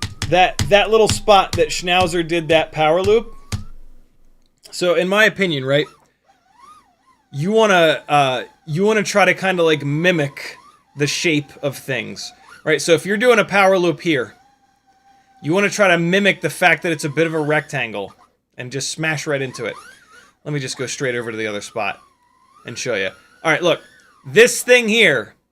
If you're gonna power loop this thing has a specific shape to it. One of the cool things you can do is try to mimic the shape. So do a long power loop. Don't do a tall power loop. If you're gonna do a tall power loop, do it somewhere that... Okay, so if you're gonna do a tall power loop, do it around this thing. Come in low, and then do a tall power loop. Right? It makes sense. It's like a square. Oh, wow. Just banged right into that. If you've got a big square, do a big square power loop, like this thing. If you're going to do a tall power loop, this is a perfect example. Go through the bottom here. Big, tall power loop. Right? Whereas, if the obstacle is this, try to do a wide power loop. Where, like, you scrape the surface there, right? I'm not doing a great job of it, but this little thing is a perfect example. It even has that arc. Try to mirror the arc, right? Try to run that arc. So you're, like, scraping that arc the whole time. So instead of it being like a power loop, like a big circle, it's going to be like an oval, right? That's just one of those kind of cool things that you can do. Try to mirror the shape of the object. You know, if you're gonna do like an orbit around an oval object, do an oval orbit. If it's a round object, try to do a round orbit, right? Try to mimic the shape of the obstacles.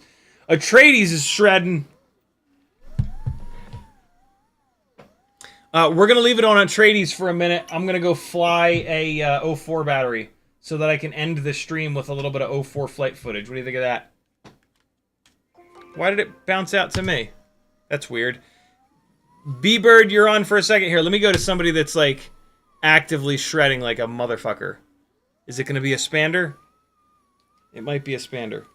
I got to unplug my transmitter. Hopefully that doesn't jack anything up. Alright, Espander is going for it. We're going to watch Espander for a minute. I'm going to go fly this O4 battery outside. I'm going to switch it to 100 frames a second. I'm going to put... Well, it's not going to matter if I put a memory card in the goggles. It's not going to record anyway. It'll record on the O4 air unit itself, and then I'll plug it in. I will be right back. Hey, Espander, don't leave the room, because then it'll go to me, and I'm just sitting, not flying. You got to keep flying, Espander. Don't leave the room. All right, I'll be right back. Enjoy some Espander. You son of a bitch!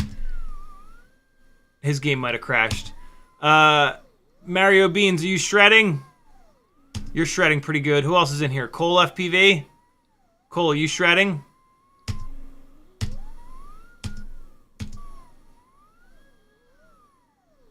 All right, Schnauzer seems to be stable. He's been in here for a while, so I'm going to leave it on Schnauzer. Stay in here, Schnauzer. Don't leave. No, come on! What's happening? Are you guys getting kicked out? No. Oh, man. It's gonna happen again. I don't know why it's doing that.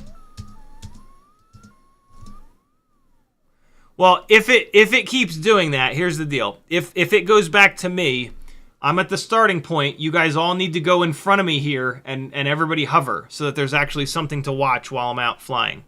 But I'm going to put it on somebody else. I'm going to put it to Schnauzer. But if it goes back to me, the job is for all of you guys to hover in front of me. Otherwise, it's going to be a snooze fest. I'll be right back. I'm going to go fly this.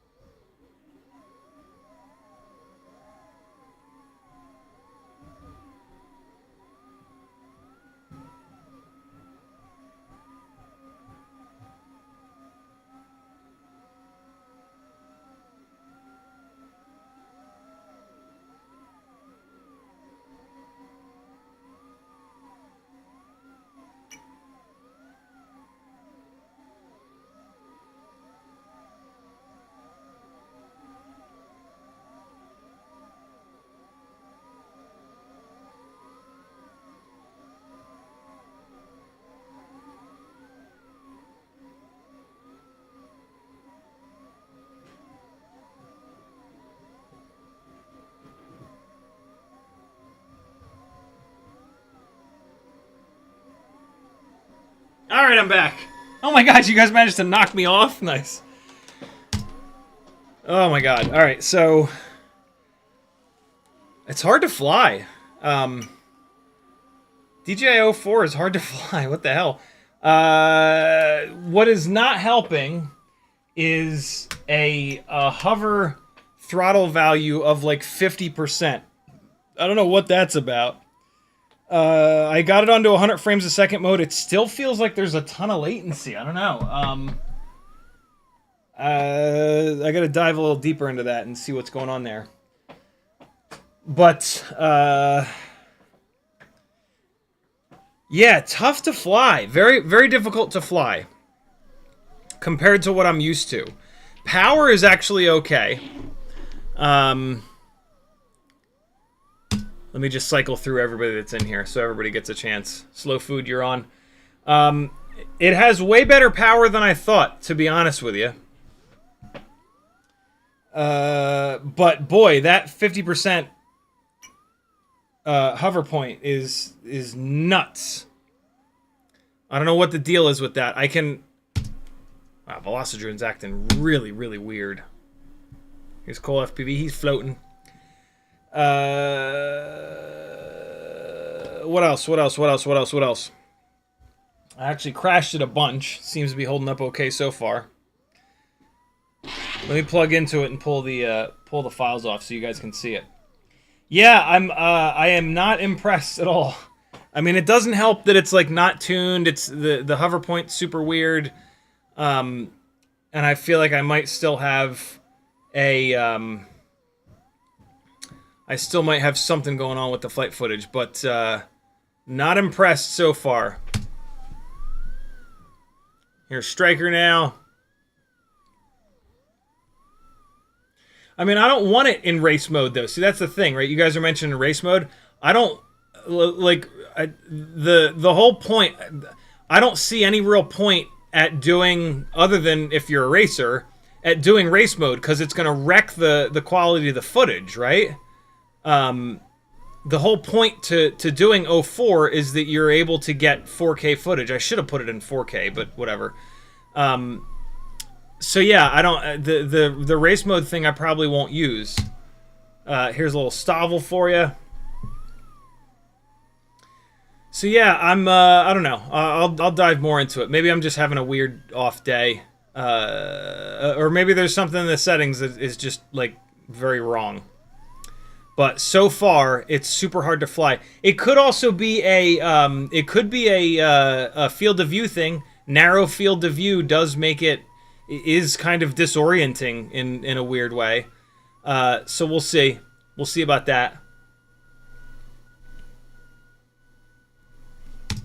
And then we got a little bit of winder.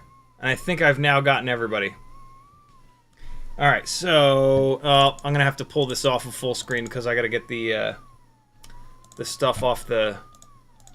God damn it. Get out of full screen, Velocidrone. What the hell? Come out of full screen, yo!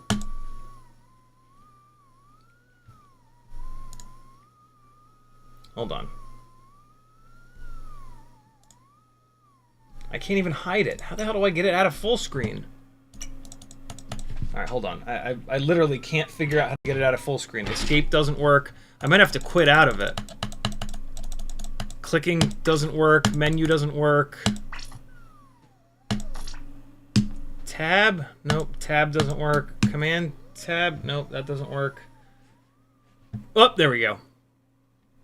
There we go. Okay. So, let me plug this back in. I mean, I might as well just quit out of Velocidrone. Sorry for not much sim content here. It's we did a little bit, though. And I think you guys were going completely apeshit when I came back down here, which looked pretty insane. Alright, internal storage. I can get rid of these files. These were worthless. DCIM. There we go. Okay, so it's going to be these last 4 files. Let's give these a second to transfer.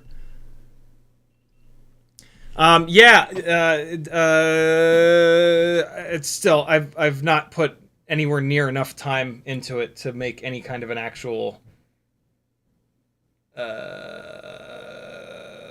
review, but I'll put it this way. Walk snail, I was able to put it on, and there was like maybe a little bit of an adjustment period, but this is much more difficult to fly than walk snail. That's what I'll say. That's what I can say so far. Maybe I'll be able to get used to this, but with the low field of view and with the latency, I don't think it'll ever be as good to fly as walk snail. For what we're doing with these tiny whoops, the quality of the 1080 coming from walk snail is totally fine. The big problem with walk snail is that the light VTXs just blow up. I don't get it. If they manage to fix that, walk snail might be the way to go. I think it's cheaper too. So let me do these in order. 4, 5, 6, 7. All right, let's take a look.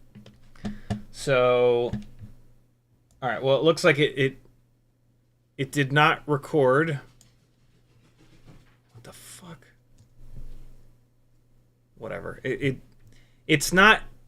This is the second time in a row that when I plugged it in and I started flying, and it said that it was recording, it actually wasn't recording. That's super weird. I've had to stop the recording and then start the recording again. So, oh wow, it looks like a flip book. There's what is happening with the frame rate? It looks terrible. It looks like it's only actually recording 15 frames a second or something. Hold on.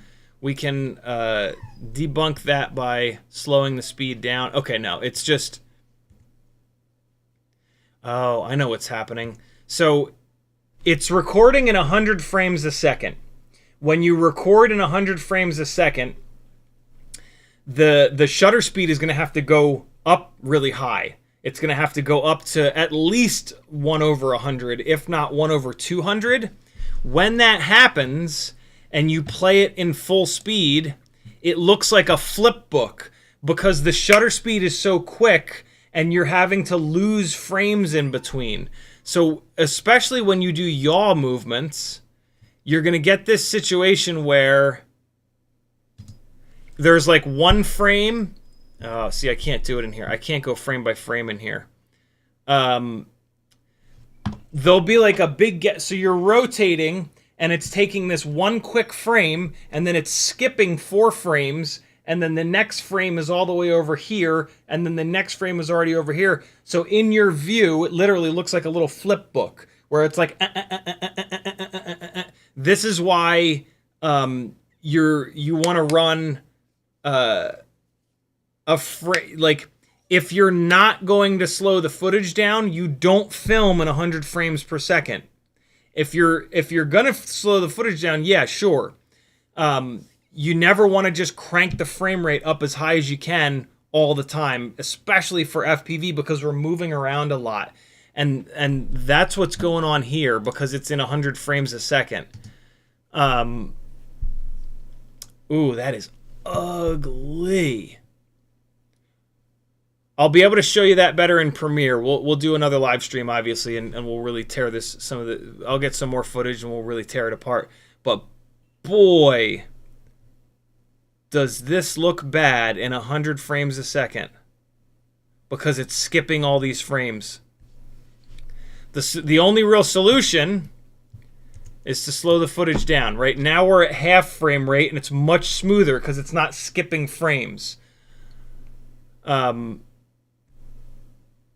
Standard monitors are only going to play 30 frames a second. 60 hertz monitors will play 60 frames a second. But yeah, so now it looks a lot better, but now it's half speed.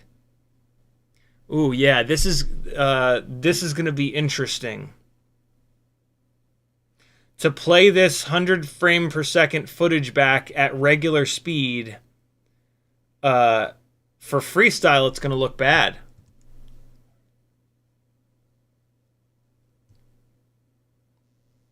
Interesting. All right, hold on. Why is it not? What is this file? So this is the 6 file, and then it just, what the hell? Why is it not? Why is it like just not recording?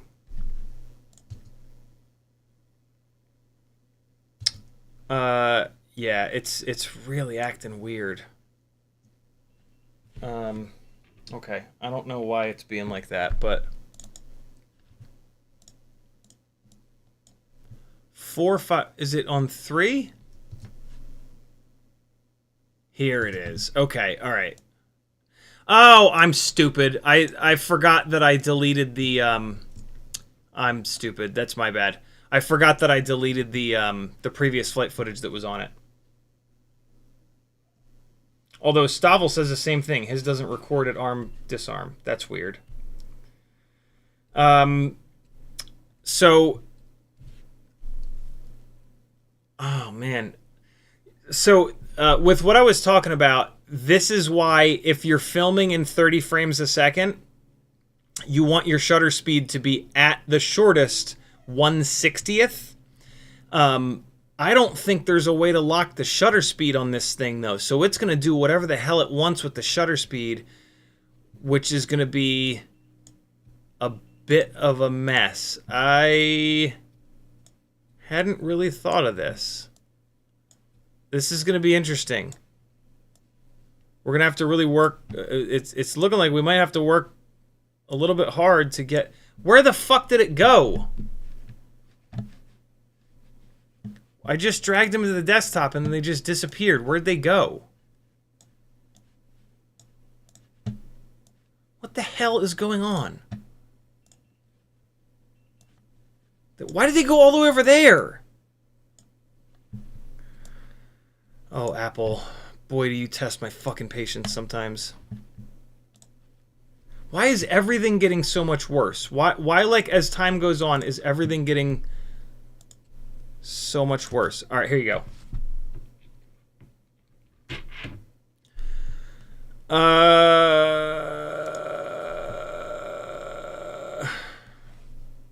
It's kind of bright, but I'm sure there's an exposure compensation. I think there's a lot of up tilt. No, it doesn't look like there's that much up tilt. It's hard to fly. I can't quite put my finger on it. But it's, so that right there, that's just me being a buffoon. It's hard to fly it slowly, I think. So apparently I'm filming in 4:3, so it's... Yeah, I don't know. See, like that crash, like that's such a weird crash. I don't know.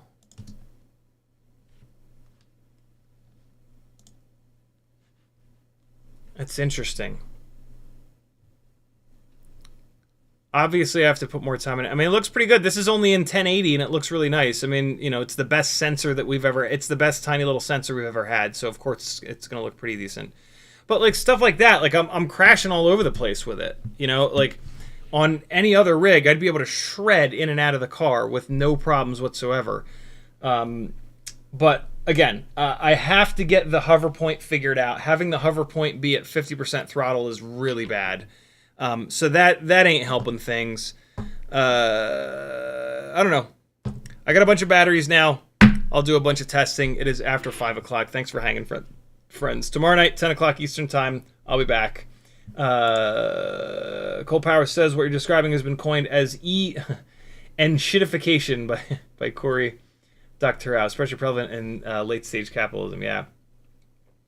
Cole Power is talking about what I was talking about, 100 frames per second. It's shutter angle related, but basically, like, if you're shooting 30 frames a second, you want to be either 1/30th or 1/60th. If you're shooting 60 frames a second, you want to be 1/60th or 1/120th. Hopefully, there's a way to lock the shutter speed on this, but maybe not. Maybe not. Matthew says race mode quality seems okay, but definitely not an action camera replacement. I think you're stuck with bad latency if intending to use O4 footage directly. BMF Spade says you need the goggles 3 for race mode. That's the lowest latency. Oh, yeah, right. I didn't even think of that. All right, thanks for hanging, friends. Sorry to cut this short, but I am just absolutely starving. This rig flies good, though. Modula 704, the frame, the props, the motors, I thought it would have a lot less power. It has okay power. I just got to figure that why I'm having to keep it like 50% throttle to keep it from hitting the ground. That's a little bit weird. But hopefully I can get to the bottom of that. CiottiFPV.com to support me. I'll see you again tomorrow night at 10 o'clock. Be good, friends. Love you. Bye.